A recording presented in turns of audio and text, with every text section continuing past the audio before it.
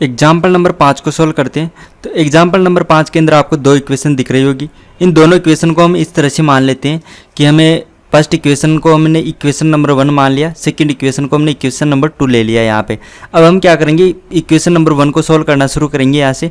तो equation number 1 के अंदर आप देख सकते हो यहाँ पे t से डिवाइड हो रखा है। तो मैं क्या करूँगा, इसको t से गुणा करूँगा ताकि यहाँ से ये t हट जाए। तो मैं t से गुणा करूँगा तो ये इक्वेशन इस तरह से आ जाएगी। तो इक्वेशन 1 को हमने t से गुणा कर दिया तो ये इस तरह से आ चुकी।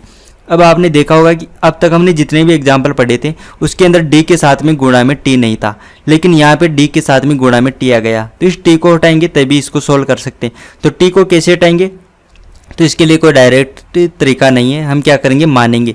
इस तरह से हम मान लेंगे हम कि t को हम मान लेंगे e की पावर z।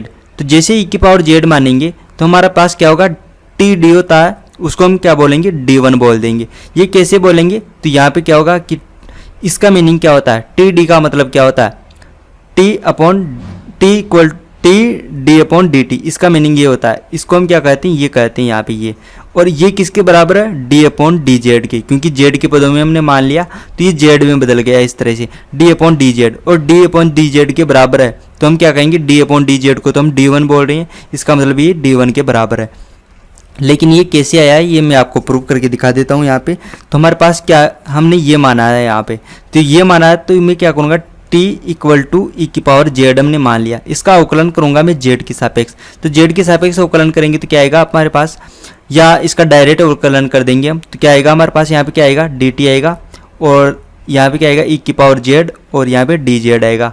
इसका अवकलन करेंगे तो हमें ये मिलेगा। अब आप देख सकते हो ई की पावर जेड को भी हमने t मान रखा है, तो मैं क्या करूँगा, dt इक्वल टू यहाँ पे क्या हो जाएगा, t डी जेड हो जाएगा। अब आप देख सकते हो कि ये जो इक्वेशन है हमारे पास इसके अंदर dt है, और हमारे पास जो है इसके अंदर भी यहाँ पे dt है, लेकिन dt क्या है, नीचे है, और ऊपर क्या आ रहा है, d आ रहा है। तो मैं क्या करता हूँ, d में डिवाइड कर देता हूँ। d में इसका भाग देंगे तो क्या आएगा, नीचे है, यहाँ पे आ जाएगा dt। तो इस साइड भी क्या होगा, d में भाग जाएगा t डी जेड का। अब ये डी जेड यहाँ पे नीचे है तो इस साइड में मैं गुणा कर सकता हूँ यहाँ पे। तो डी, इसको मैं क्या करूँगा, टी से गुणा करूँगा। तो टी से गुणा करेंगे तो ये हो जाएगा T D upon D T equal to D, और यह हो जाएगा डी जेड। तो यहाँ पे आपको क्या समझ में आ रहा है, आप देख सकते हो कि T D upon D T, और यहाँ पे आपको मिल रहा है डी अपॉन डी जेड। तो इसको हम क्या बोलते हैं, टी डी, क्योंकि इसको तो डी बोलते हैं तो यहाँ पे डी लिख दिया। और इसको मैं क्या बोल रहा हूँ, इसको नया मान लिया मैंने, नया मान लिया, क्या माना है इसको, D1 मान लिया। तो अब जहाँ पे भी टी डी लिखा हुआ है वहाँ पे मैं क्या करूँगा, D1 लिख दूंगा। यहाँ पे भी इस लाइन में भी ये लिखा हुआ है कि जहाँ पे टी और डी लिखा हुआ है उसको हम क्या बोलेंगे, D1 बोल देंगे। तो D1 बोल देंगे तो ये क्या हो जाएगा, डी में बदल जाएगा। अब इसको सोल्व कर पाएंगे हम। तो यहाँ पे अब मैं इसको चेंज करके लिख देता हूँ। तो आप देख सकते हो यहाँ पे इसको मैंने कैसे चेंज किया मैं आपको बता देता हूँ। यहाँ पे देखो, इसको हम क्या लिखेंगे, D1 x, फिर यहाँ पे plus 2x minus 2y equal to T है। तो यहाँ से आप देख सकते हो, यहाँ से x कॉमन ले लोगे आप, x कॉमन लेंगे तो ये मिलेगा आपको, और ये माइनस के 2y, और ये t के स्थान पे क्या लिखेंगे आप, t के स्थान पे e की पावर z। तो यहाँ पे t के स्थान पे e की पावर z लिख दिया। ऐसा क्यों किया, क्योंकि हमने यहाँ पे चेंज कर दिया, t नहीं है अब t के स्थान पे z के पदों में आएगा आंसर। तो t के बजाय अब क्या होगा, z होगा, इसलिए मैंने क्या कर दिया, t का मान रख दिया यहाँ पे e की पावर z। तो ये इस तरह से बदल चुकी है। अब हमारे पास ये जो इक्वेशन नंबर 3 आई है, ये इक्वेशन नंबर 3 बिल्कुल वैसी है जैसे हमने पहले जो एग्जाम्पल सोल्व किए थे वैसे बदल चुकी है ये। अब हम क्या करेंगे, यहाँ पे इक्वेशन नंबर 1 को सोल्व किया और यहाँ से t हटा दिया तो इक्वेशन नंबर 3 आ गई। सेम टू सेम ऐसे ही इक्वेशन नंबर 2 के लिए भी करेंगे। तो इक्वेशन नंबर 2 को भी मैं चेंज करके लिखूंगा यहाँ पे। तो आप देख सकते हो इक्वेशन नंबर 2 को मैंने चेंज कर दिया, यहाँ पे समीकरण 2 को सोल्व किया और यहाँ पे चेंज कर दिया। कैसे चेंज किया, तो आप देख सकते हो इसको t से गुणा करेंगे तो क्या हो जाएगा, t डी वाई इक्वल, यहाँ पे प्लस आएगा, फिर आएगा x और plus 5y equal to T आएगा। अब हम क्या करेंगे, यहाँ पे देखो, यहाँ से इस तरह से लिख दिया हमने, यहाँ पे ये x है। अब यहाँ पे हम क्या करेंगे, यहाँ पे देखो टी डी है, टी डी को हम क्या बोलेंगे, D1 बोलेंगे। फिर यहाँ पे y plus x plus 5y equal to, ये देखो t के स्थान पे तो हम क्या करेंगे, e की पावर z लिख देंगे, क्योंकि हमने यहाँ पे t को क्या माना है, e की पावर z माना है। तो यहाँ पे इस तरह से करेंगे, क्योंकि सभी t हट जाना चाहिए, क्योंकि t को तो हमने मान लिया z के पदों में, तो जहाँ जहाँ पे t है सबको हटा दिया हमने। तो यहाँ पे आप देख सकते हैं, यहाँ पे y है, यहाँ पे भी y है, तो हम y को कॉमन ले लेंगे। तो यहाँ पे क्या आएगा, d प्लस 5, देखो यहाँ पे d1 बचेगा और यहाँ पे 5 बचेगा, तो d1 प्लस 5, और इस साइड में क्या हो गया, केवल x, तो यहाँ पे देख सकते हो ये केवल x था, ये आ गया। और यहाँ पे देखो, यहाँ पे t से गुणा करेंगे तो यहाँ पे t की पावर 2 हो जाएगी, तो t की पावर 2, तो इसका मतलब e की पावर z का भी क्या होगा, पावर 2 होगा, तो यहाँ पे क्या हो जाएगी, e की पावर 2z हो जाएगा यहाँ पे, इसलिए यहाँ पे e की पावर 2z है यार। तो इस तरह से इक्वेशन नंबर 5 आ चुकी है हमारे पास। अब आप ये सोच रहे होंगे कि इक्वेशन नंबर 1 को सोल्व किया तो इक्वेशन नंबर 3 आ गई, ये तो सही है। इक्वेशन नंबर 2 को सोल्व किया और इक्वेशन नंबर 5 आ गई, ये भी सही है। लेकिन इक्वेशन नंबर 4 कहाँ चली गई, तो वो क्या है कि यहाँ पे जो आना चाहिए था उसको मैंने छोड़ दिया। ये क्यों छोड़ा है, इसका रीजन मैं आपको अभी बाद में बताऊंगा, क्योंकि अब हमारे पास 2 इक्वेशन आ गई है, इक्वेशन नंबर 3 और इक्वेशन नंबर 5। इक्वेशन नंबर 3 और इक्वेशन नंबर 5 को आप देख सकते हो, यदि मैं इन दोनों को सोल्व करूंगा तो यहाँ पे आप देख सकते हो 2 वेरिएबल है, एक वेरिएबल x, दूसरा वेरिएबल y, और यहाँ पे हमारे पास 2 इक्वेशन है, तो दोनों को यूज में लेकर हम इसको सोल्व कर सकते हैं। दोनों को यूज में लेंगे और किसी भी एक को हम यहाँ से हटाएंगे, या तो x को यहाँ से हटाएंगे या y को हटाएंगे, तो मैं यहाँ से y को हटाऊंगा, यहाँ से इस y को यहाँ से हटाऊंगा, तो हमारे पास इक्वेशन किस में आएगी, x में आएगी। तो y को हटाने के लिए हमें किसी न किसी चीज़ से इसको गुणा करना पड़ेगा, तो हम कैसे करते हैं, तो यहाँ पे देखो, यहाँ पे y के साथ में जो भी आ रहा है वही y के साथ में यहाँ पे भी होना चाहिए, दोनों जगह पे हम सेम बनाते हैं। तो सेम नहीं है तो हम क्या करेंगे, गुणा करेंगे, क्योंकि मैं विलोपन विधि यहाँ पे यूज में ले रहा हूँ। तो यहाँ पे देखो, ऊपर वाली इक्वेशन को मैं किससे गुणा करूंगा, d1 प्लस 5 से। यदि मैं इसको गुणा करूंगा d1 प्लस 5 से, तो ये नीचे वाला बन जाएगा यहाँ पे। और नीचे क्या करूंगा, यहाँ पे हम बाद में सोचेंगे कि यहाँ पे क्या करना है। तो यहाँ पे आप देख सकते हो, मुझे इसको आगे सोल्व करने के लिए इससे गुणा करना पड़ेगा, तो ये पद प्राप्त करने के लिए मैंने इसको पहले सोल्व किया है। तो आप ध्यान रख सकते हो, पहले हम इसको क्यों सोल्व कर रहे हैं, ताकि हमें ये पता चल जाए कि हम किससे गुणा करेंगे इसको। तो गुणा करने का मतलब है कि हम इसके अंदर ये संक्रिया यूज में लेंगे, और ये आगे की तरफ लगती है हमेशा, जब भी डी आता है ये आगे की तरफ लगता है, कभी भी पीछे की तरफ नहीं लगता है। तो अब हम ये यूज में लेंगे यहाँ पे। तो आप देख सकते हो कि हमने d1 प्लस 5 ये संक्रिया इसके अंदर लगाना है, ये संक्रिया इसके अंदर लगाएंगे, ये जो इक्वेशन है इसमें लगाएंगे, तो इसके आगे की तरफ लगेगी। देख सकते हो आगे की तरफ क्या लगा दिया, d1 प्लस 5, और ये जो लिखा हुआ था इसको मैंने वापस ऐसे कैसे लिख दिया। यहाँ पे भी आप देख सकते हो जस्ट y के आगे लगेगा, तो y के आगे लगा दिया मैंने d1 प्लस 5, और यहाँ पे देखो e की पावर z है, तो इससे जस्ट आगे लगाया मैंने d1 प्लस 5। तो इस तरह से ये इक्वेशन ऐसे आ गई है हमारे पास। अब आप देखोगे कि ये जो इक्वेशन है यहाँ पे d1 है, तो ये अंदर गुणा होगा तो इसका क्या हो जाएगा, अवकलन हो जाएगा। तो मैं इसको अंदर गुणा करके लिख देता हूँ यहाँ पे, तो इसको अंदर गुणा करेंगे तो ये इक्वेशन इस तरह से बन जाएगी। तो अब आप सोच रहे हो कि ये 6e की पावर z कैसे बन चुका, तो आप देख रहे हो ये बराबर के इस साइड में जो भी लिखा हुआ वो तो यहाँ पे सेम टू सेम आपको दिखने को दिख रहा होगा। इस साइड को कैसे सोल्व किया ये मैं आपको दिखा देता हूँ। यदि e की पावर z को मैं अंदर गुणा करूंगा तो ये क्या हो जाएगा, d1 e की पावर z, और यहाँ पे हो जाएगा प्लस 5 e की पावर z, ये इस तरह हो गया। अब आप यहाँ पे देख सकते हो d1 क्या होता है, यहाँ पे d/dz, यानी कि इसका z के सापेक्ष अवकलन करूंगा मैं, तो z के सापेक्ष e की पावर z का अवकलन करूंगा, तो यहाँ पे आप देख सकते हो d/dz, और यहाँ पे क्या हो जाएगा e की पावर z, और यहाँ पे प्लस 5 e की पावर z, और इसका अवकलन करेंगे तो क्या आएगा, e की पावर z आएगा, और यहाँ पे प्लस 5 e की पावर z है, तो यहाँ पे ये क्या हो गया, 6 हो गया, तो 6 e की पावर z। तो इस तरह से इक्वेशन नंबर 4 आई है। अब आपको समझ में आ गया होगा कि मैंने सबसे पहले इक्वेशन नंबर 5 को क्यों सोल्व किया था, क्योंकि हमें एग्जाम में जब लिखना होता है तो हम स्टेप बाय स्टेप लिखना पड़ता है कि हमने इक्वेशन नंबर 1 को सोल्व करते हुए ये इक्वेशन प्राप्त की है। लेकिन ये कैसे प्राप्त किए, तो हमें क्या पता चला कि हमें किससे गुणा करना था, इससे गुणा करना था। लेकिन इसका पता कैसे चला, जब हमने इक्वेशन नंबर 2 को सोल्व किया और सोल्व करके हमने यहाँ पे देखा कि y के साथ में क्या आ रहा है, इससे हमें पता चलता है। तो आपको हमेशा ध्यान रखना है कि इसको कैसे सोल्व करते हैं। अब इसके बाद में हम क्या करेंगे, इक्वेशन नंबर 2 को हम सोल्व करेंगे। तो इक्वेशन नंबर 2 को आप देख सकते हो, यहाँ तक तो मैंने पहले से ही सोल्व कर लिया। अब इसके आगे हम क्या करेंगे, यहाँ पर आप देख सकते हो, यहाँ पे हमने क्या बना दिया, y के साथ में d1 प्लस 5, और यहाँ पे क्या हो रहा है, माइनस का 2 है, यानी कि यहाँ पे 2 भी 2 है, तो यहाँ पे इस इक्वेशन के अंदर भी यहाँ पे 2 होना चाहिए था। तो 2 कहाँ से आएगा, जब हम इसको 2 से गुणा करेंगे। तो इसको मैं 2 से क्या करूँगा, गुणा करूँगा। तो 2 से गुणा करेंगे इक्वेशन नंबर 5 को। तो जैसे हम इसको 2 से गुणा करेंगे तो ये इक्वेशन इस तरह से मिलेगी। 2 से गुणा कर दिया तो यहाँ पे इक्वेशन नंबर 6 बोल दिया हमने इसको। अब आप देख सकते हो इक्वेशन नंबर 6 को और इक्वेशन नंबर 4 को, इन दोनों को आप देख सकते हो यहाँ पे। तो दोनों को आप ध्यान से देखोगे तो आपको दिख रहा होगा यहाँ पे जो y के साथ में यहाँ पे सेम टू सेम वही यहाँ पे, बस दोनों का चिन्ह अलग अलग है। तो इक्वेशन नंबर 6, ये इक्वेशन नंबर 4 और इक्वेशन नंबर 6, इन दोनों को यदि मैं ऐड करता हूँ, दोनों को जोड़ देता हूँ, तो जोड़ने से क्या होगा, ये y वाला यहाँ से कैंसिल हो जाएगा, क्योंकि ये दोनों का चिन्ह क्या हो रहा है, अलग अलग है और वैल्यू दोनों की सेम है। तो दोनों को जोड़ते हैं हम यहाँ पे, तो जोड़ने से ये इक्वेशन आएगी। अब ये इक्वेशन कैसे आई, तो आप देख सकते हो यहाँ पे क्या है 2e⁻²z और यहाँ पे क्या है 6e⁻z, तो दोनों ऐड हो गए इस तरह से।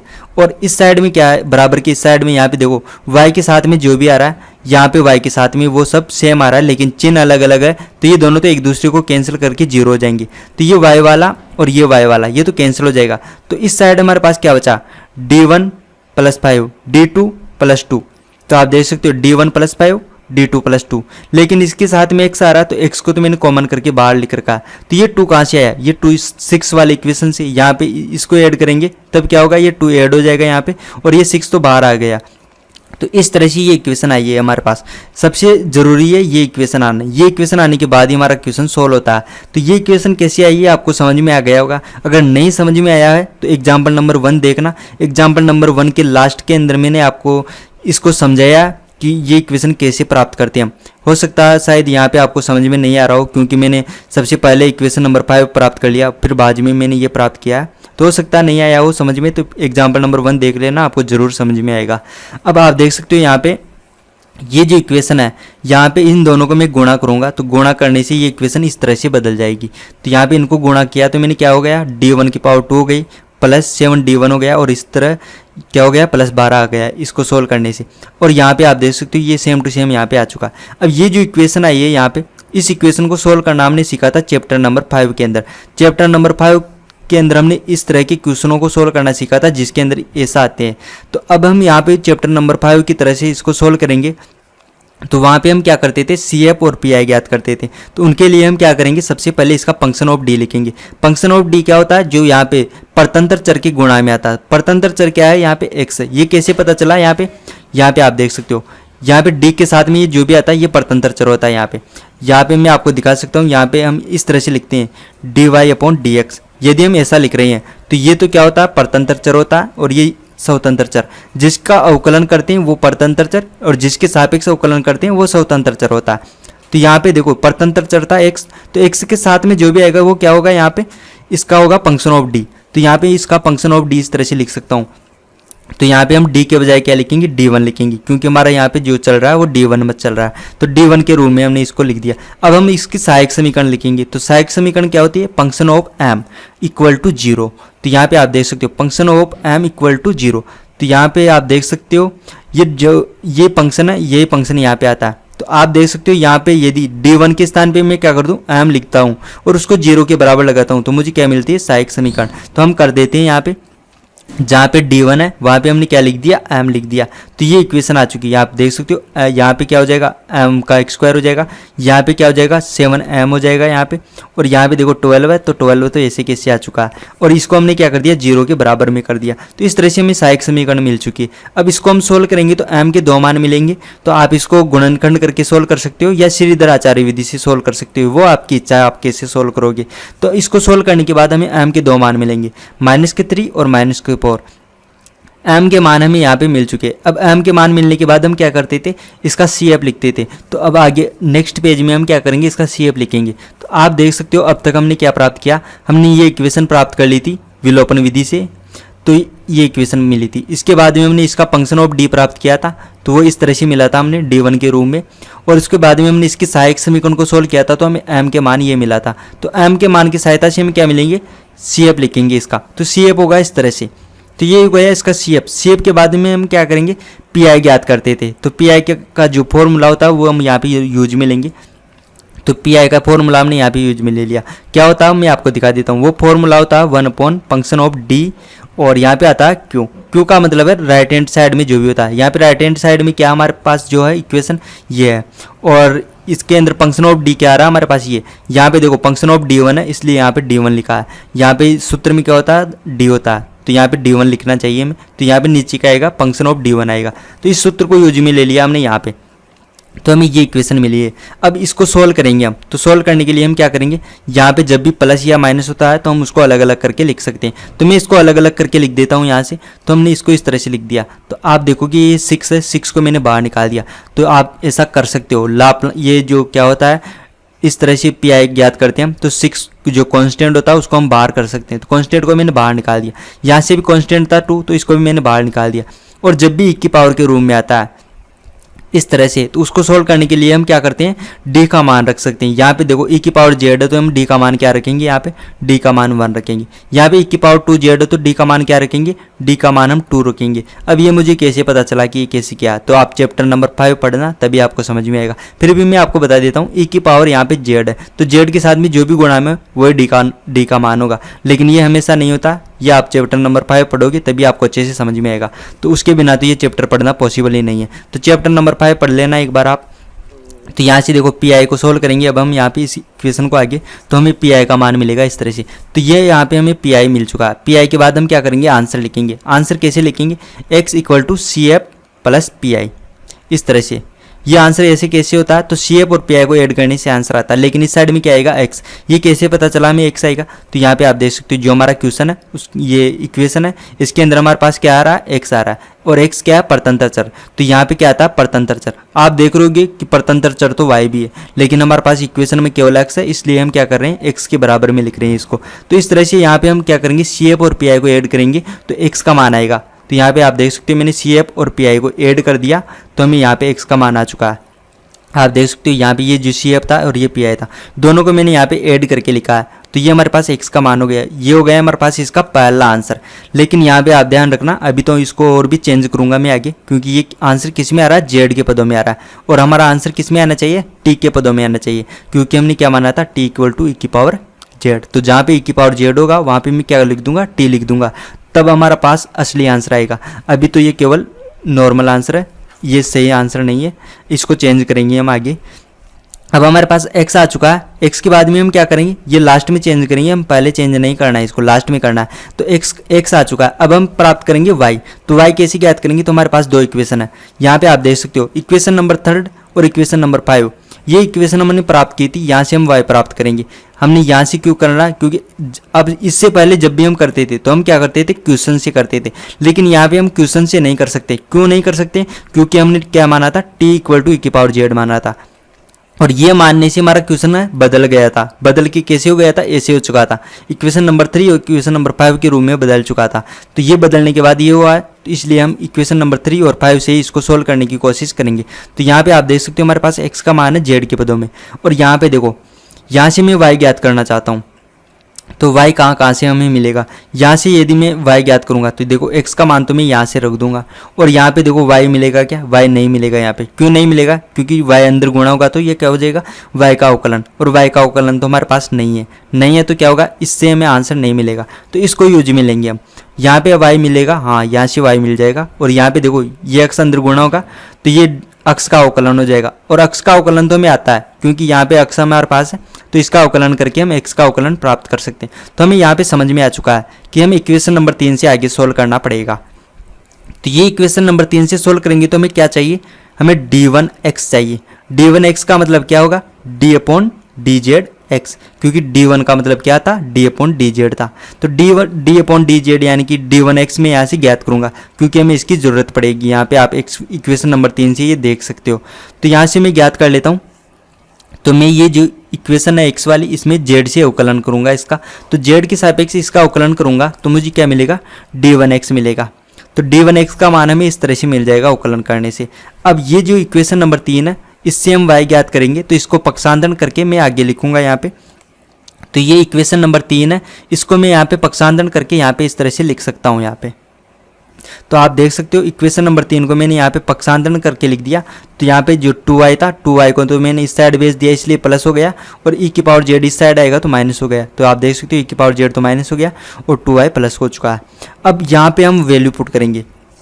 यहाँ पे किसकी वैल्यू पुट करेंगे हम, अब हमारे पास ये जो इक्वेशन है इसके अंदर हम क्या करेंगे, d1x और x का मान रखेंगे, d1x का मान यहाँ से रखेंगे और x का मान हम यहाँ से रखेंगे। तो जैसे वैल्यू पुट करेंगे तो ये इक्वेशन इस तरह से बन जाएगी। यहाँ पे आप देख सकते हो 2x तो ऐसे कैसे आ चुका है यहाँ पे, और ये d1x का मान मैंने यहाँ पे रख दिया, ये आप देख सकते हो, और x का मान मैंने यहाँ पे रख दिया, ये 2 तो ऐसे कैसे आ गया, और x का मान मैंने यहाँ पे रख दिया, और ये लास्ट में था माइनस ई जेड, तो यहाँ पे आप देख सकते हो माइनस ई की पावर जेड लास्ट में ऐसे कैसे आ चुका है। तो ये इक्वेशन इस तरह से आ चुकी है। अब आप यहाँ पे देखोगे इसको कैसे सोल्व करेंगे, तो आप देख सकते हो यहाँ पे e की पावर माइनस का 3z है और यहाँ पे भी e की पावर माइनस का 3z है, ये दोनों जगहों पे। तो आप इनको कॉमन कर लोगे और यहाँ पे देखो e की पावर माइनस का 4z है और यहाँ पे भी e की पावर माइनस का 4z है, तो इन दोनों को कॉमन कर लेना है यहाँ से। और यहाँ पे आप देखो यहाँ पे e की पावर z है, यहाँ पे भी e की पावर z है और यहाँ पे भी e की पावर z है, तो इनको भी आप एक साथ कॉमन करके लिखोगे। और यहाँ पे देखो e की पावर 2z है और यहाँ पे भी e की पावर 2z है, तो इन दोनों को भी एक साथ आपको कॉमन करके लिखना है। और आप कॉमन करके लिखोगे तो उसके बाद आपको क्या करना है, 2 का भाग देना पड़ेगा, क्योंकि यहाँ पे देखो ऐसा करने के बाद आपको क्या करना है, 2 का भाग देना पड़ेगा। क्यों देना पड़ेगा, क्योंकि यहाँ पे क्या है हमारे पास 2y है, तो ये जो 2 है उसको हटाने के लिए हम क्या करेंगे, 2 का भाग देंगे इक्वेशन में। तो भाग देंगे और इसको कॉमन लेकर सोल्व करेंगे, तो उसके बाद जो इक्वेशन मिलेगी वो इस तरह से मिलेगी, ये इक्वेशन मिलेगी हमें उसके बाद में। तो ये जो इक्वेशन मिली है ये इसका y का मान हो चुका है।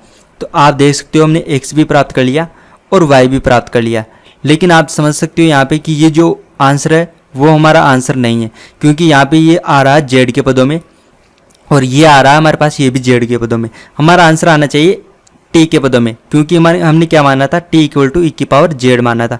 तो जहाँ पे ई की पावर जेड है उसके स्थान पे मैं क्या लिखूंगा, वापस टी लिखूंगा। तो आप देख सकते हो ये ई की पावर जेड है, इसका मतलब यहाँ पे क्या लिखा हुआ है, ई की पावर जेड माइनस का 3, ये इस तरह से लिखा हुआ है। तो यहाँ पे टी का मान रखूंगा, यहाँ पे e की पावर जेड के स्थान पे t रखूंगा मैं, तो यहाँ पे t की घात -3 हो जाएगी। तो आप देख सकते हो यहाँ पे आगे हम करेंगे तो यहाँ पे आप देख सकते हो x का मान क्या आएगा, c1 t की घात -3। ये कैसे आया, क्योंकि ये जो लिखा हुआ है यहाँ पे -3, ये किसकी घात है, e की पावर जेड की घात है। तो हम इस तरह से लिख सकते हैं, क्योंकि यहाँ पे घात गुणा हो जाती है इस तरह से, इसलिए यहाँ पे गुणा में लिखी हुई है। इसी तरह से c2 को ले करेंगे तो यहाँ पे आप देख सकते हो c2 t की पावर -4, क्योंकि यहाँ पे ई जेड को तो हमने क्या लिख दिया, टी लिख दिया।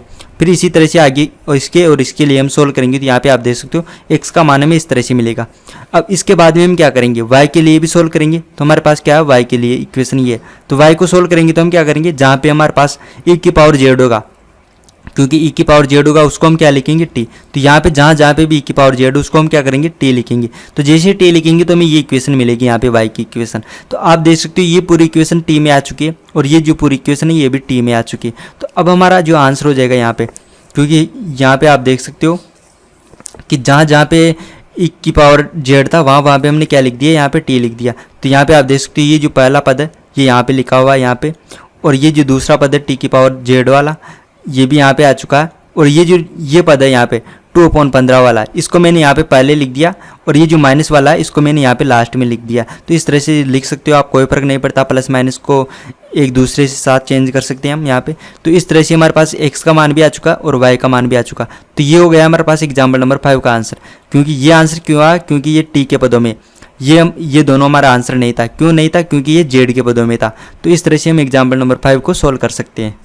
अगर आपको हमारे वीडियो से हेल्प हो रही है तो हमारे यूट्यूब चैनल को सब्सक्राइब कीजिए, और आपको फिजिक्स, केमिस्ट्री, मैथ, बायो या किसी भी कॉम्पिटिटिव एग्ज़ाम के PDF नोट्स चाहिए तो आप हमारा ऐप डाउनलोड कर सकते हो। ऐप हमारा क्यूरियोसिटी फाउंडेशन नाम से प्ले स्टोर पे मिल जाएगा, या हमारे चैनल पे कितने जो भी वीडियो है उसकी डिस्क्रिप्शन बॉक्स में जाइए, वहाँ पे आपको हमारे ऐप का लिंक मिल जाएगा, वहाँ से भी आप डाउनलोड कर सकते हो। तो आप हमारे ऐप को डाउनलोड कीजिए, हमारे यूट्यूब चैनल को सब्सक्राइब कीजिए और वीडियो को शेयर कीजिए अपने फ्रेंड्स के साथ।